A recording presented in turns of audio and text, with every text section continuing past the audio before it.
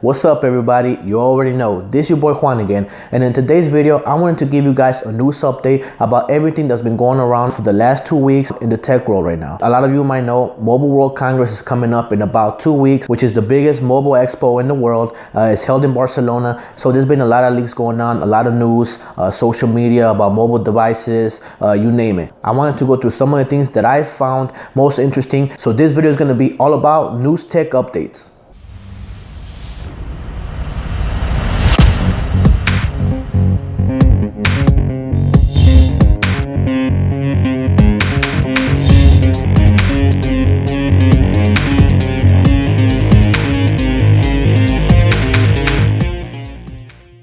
So let's start by talking about Samsung and the Galaxy Note 7. Oh my God, guys, where do I begin? As you guys might know, Samsung went through the biggest recall in tech history. Last August, Samsung had to recall over 3 million Galaxy Note 7 devices over a faulty battery.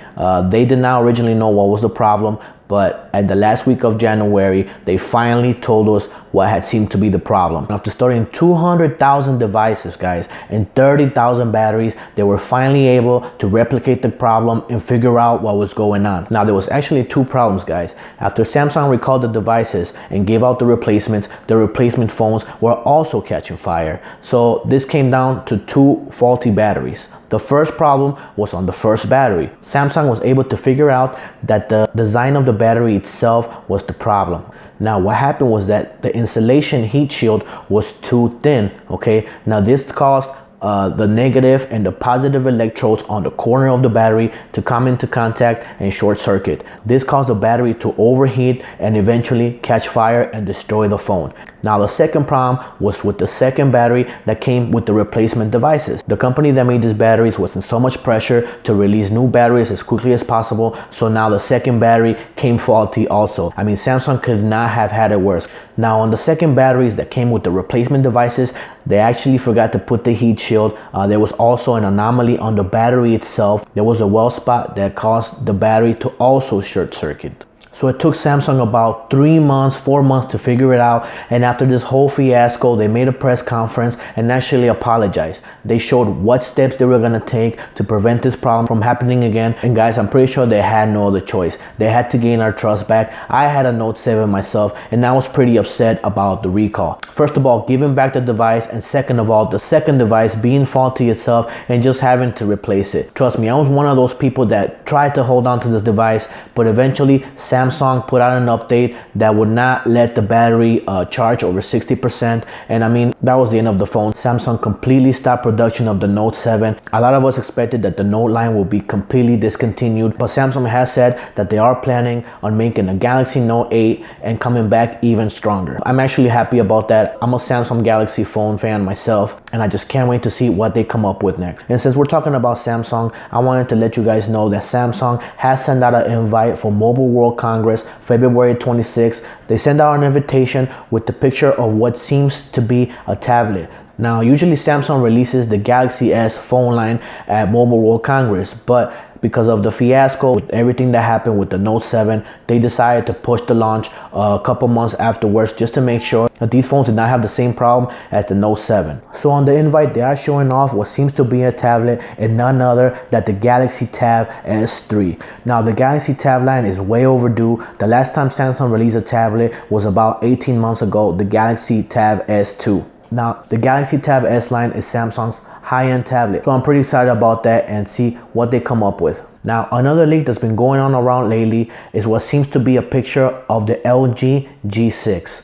LG is scheduled to show off this device at Mobile World Congress in February 26th, but the picture has leaked and is out on the internet. Now, what I see from the picture itself, this seems to be a gorgeous phone, guys. It is said to have an aluminum and glass unibody, aluminum or stainless steel going around the bezel of the device, and it will have glass in the front and the back. The device will feature a 5.7-inch display, a 2.1 aspect ratio or 18:9, which seems to be a little longer than the usual devices. Most devices have a 16:9 aspect ratio, but it seems like this device will have a longer screen. Now, a trend that I'm seeing a lot right now, and I'm actually pretty excited about in all these new phones coming up, is the screen to bezel aspect ratio. A lot of these new devices are gonna have a 90% screen to bezel aspect ratio. What that means is that the devices will be mostly screen. A lot of these devices are getting rid of the home button, so they make more room for the screen. We are gonna be able to get phones with huge screens,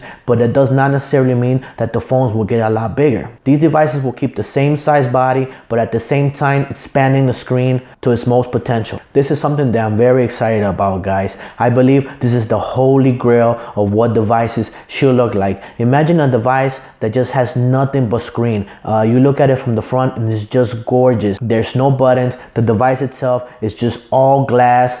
And I mean, that would just make the phone look beautiful. Although phones are not there just yet, this trend will eventually get us there. Expect a lot of the new phones to come with a 90% screen to bezel ratio. I mean, the iPhone 8 is most probably gonna be mostly screen. The Samsung Galaxy S8 is set to have a 92% screen to bezel ratio. And I mean, guys, this is something to get very excited about. Now back to the LG G6, it did abandon the modular design that the G5 had in the past. On the LG G5, LG did try to come up with a new modular design that you were able to swap the battery and swap it in for other components. I know they had a projector, they had a speaker for it, they had a camera for it, and I mean, it just didn't catch up, and they decided to drop it for the LG G6. I give them credit for trying something new. I mean, that's where innovation comes from. Manufacturers that are willing to take risks, try something new, and if it doesn't work, just try on the next thing. It is said that the LG G6 will have a unibody design. A lot of people will not like that because a lot of people do like to remove the batteries from their phone. That's just a trend that seems like is here to stay, and most manufacturers are going to adopt it. The G6 is expected to have a headphone jack for all you audiophiles that have really high-end headphones. This phone is set to come with high fidelity sound. Also in the G6, we can expect a waterproof design, and nowadays there's no reason why they shouldn't include that feature on the phone. And I mean, guys, we just have to give LG credit. They've always come up with decent phones. This one seems to be no different. They are trying to compete with the higher end phones, and I mean, we'll just have to wait to Mobile World Congress to see what the LG 6 is all about. Another big announcement is that GoPro and their Karma drone is finally heading back to stores. The company announced that they have fixed the problem and the drone is back on shelves as of February 1st. You can find the Karma drone on the GoPro website or in select retailers like Best Buy and Amazon. Now, GoPro's highly anticipated Karma drone was recalled back in November due to the fact that some of the drones were actually falling out of the sky. This is the worst thing that could happen to a drone.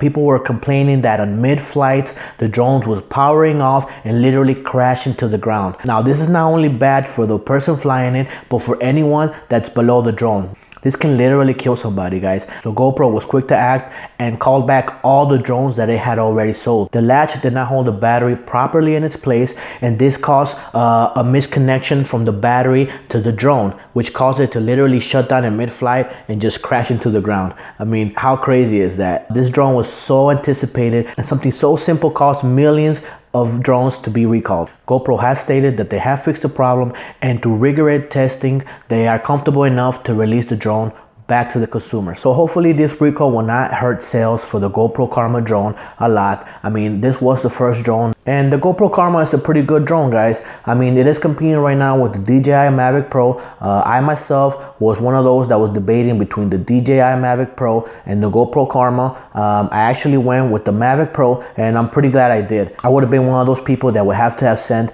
the Karma drone back, so I'm pretty happy that I went with the DJI. If you guys have not seen my DJI Mavic Pro video, you can go to my videos and check that one out yourselves. Now, these drones do have a lot of similarities. They're very compact. They're one of the smallest drones out there, and on specs they're very similar. There are a lot of drones out there right now, and competition draws innovation. So let's hope the best for GoPro and their Karma drone. Now, on social media news, Facebook is said to be working on an app to bring video straight to your living room. If a lot of you guys have not noticed, Facebook has been pushing the video service a lot for the past year. They started Facebook Live. They have a designated section for video on the Facebook app itself. So the next step for Facebook is to make a video app that will work on all sorts of devices. According to the Wall Street Journal, Facebook is working to bring original content to the video app, much like Amazon, HBO, Netflix do it nowadays. Now, unlike all these paid subscriptions, Facebook is set to bring original content to the video app for free. Facebook will be generating revenue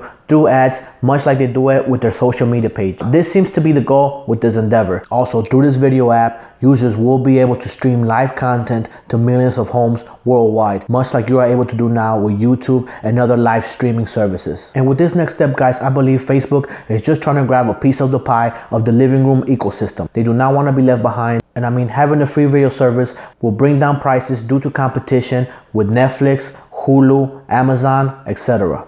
And last but not least, let's talk about the Big Apple. Now, after falling to second place to none other than Samsung in mobile sales for the whole year of 2015 and the first 3 quarters of 2016, Apple is finally back on top. For the fourth quarter in 2016, Apple took 18% of the sales of the global smartphone market.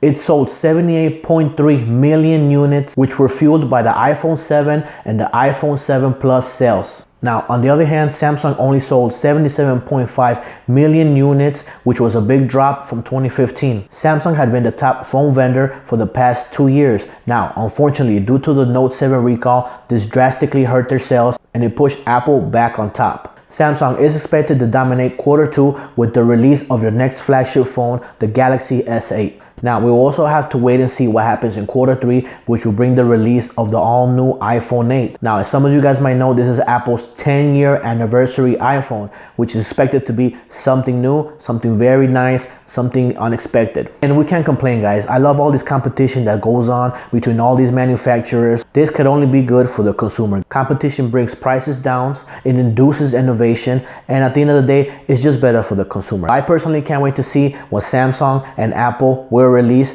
throughout the year. So there it is, guys. This was my first news update for 2017. So if you guys like this news update and will enjoy seeing one every 2 weeks, please hit that like button, hit that subscribe button. If you guys are interested into certain topics or certain brands, please write a comment on the section below and I will take that into consideration for my next video, and I will try to keep you guys updated as frequent as possible. This has been your boy Juan, and I hope I'll see you guys on the next one.